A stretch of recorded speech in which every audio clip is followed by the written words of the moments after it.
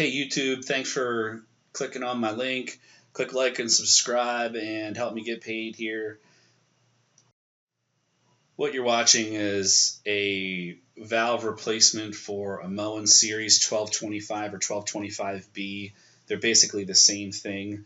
Very similar to a Moen PosiTemp, which is a 1222. I don't know that they're interchangeable, but if you want to post in comments whether or not they are, you may know. Essentially, I've already shut the water off to the house. I did not have the water shut off right here at the valve, and removed the trim plate and the knob, the trim plate, and the sleeve, the guide sleeve, which you don't necessarily have to remove all of that stuff, but it was easier for me to, so I did. I've got a replacement 1225 shaft from the hardware store. It was about 25 bucks. They range anywhere from $20 to $30. I also bought some lube so that I could lube it up. And essentially, my old unit, it has stopped working. The shaft is broken on the inside, and so when you pull it out, no water comes out because it's disconnected from the plunger portion that actually allows the hot and cold water to come in and to be mixed. So you'll see this little white part, and that'll come into play after you pull the retaining pin out. The retaining pin keeps the unit from popping out when water pressure is applied to it. So it just basically keeps that cylinder inside, keeps the cartridge inside the cylinder there. So pull that out, make sure you keep that. You don't want to drop that in the wall. Then you use your white nut to loosen the cylinder up. Of course, that's after you pull the washer off. So now you put your white nut in to loosen the cylinder, and mine broke, and it got real complicated. Well, not really complicated, but it was a pain in the butt.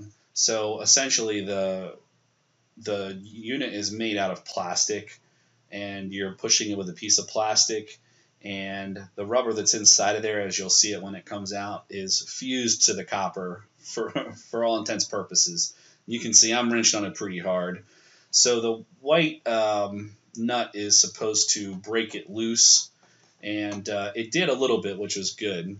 So what I did was I went and put a screw in the handle hole, and I really pulled on it, and as you can see, it comes out. She pops out, and you can see the rubber portion that was stuck in there. And if you take a look at the video, you'll actually see a part of that's missing. That's still stuck inside. So when you get that out, you want to inspect it and make sure there's no parts broken off, and you want to try to get them out. And so I tried to take a look in there and get mine out, a tiny little piece of rubber, because I know it would cause problems, but I didn't see it, and I tried to reach in there with my finger and a screwdriver, and it didn't happen. So maybe a vacuum cleaner may be a good tool to have in this situation, but I didn't have a shop vac handy, and wasn't that smart at the time. So what you're seeing now is just looking inside of the barrel or the tube, trying to see if there's any, if I can get that piece of plastic or rubber, anything out of there. And it's not a big space, so I'm a caveman. So what am I going to do? Just stick things in there and see if anything comes out, which nothing did.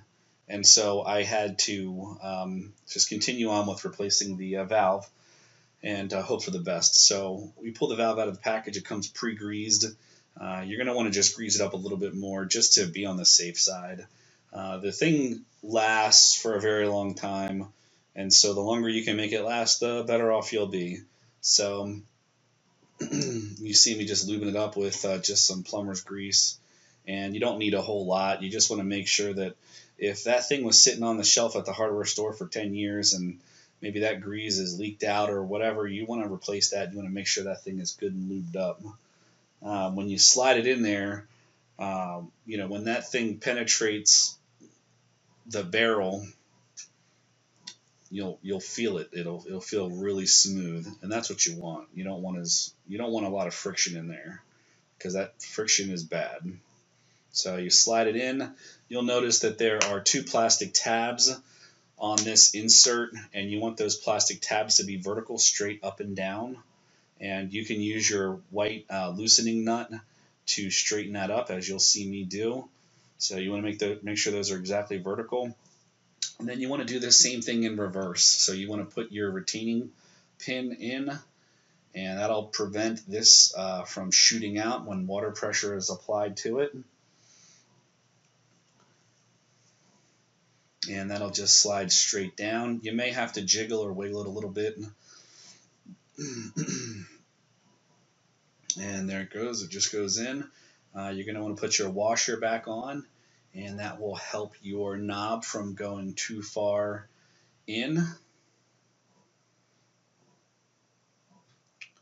And I just tested it out real quick, make sure she pulled in and out.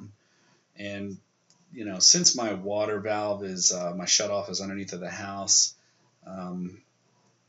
I basically I tested this out before I wrapped everything back up.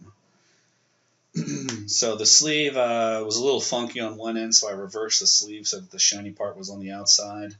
Popped it back in there, and you're seeing an accelerated version, by the way. Put the Escutcheon back on, screw it back in, and I do not have the temperature regulator on this particular faucet, so it doesn't need to be replaced. But if you had one, it would be a white piece of plastic that goes in the center. So put your knob back on, screw it back in, and then put the cap back on, and then there she is. So that's pretty much it. And I'm just inspecting the old unit to see where it failed. And when I pulled it out, the middle pin on the plunger, the mixing portion of it had broken off. So, but thanks for watching. Click like, subscribe. Appreciate it.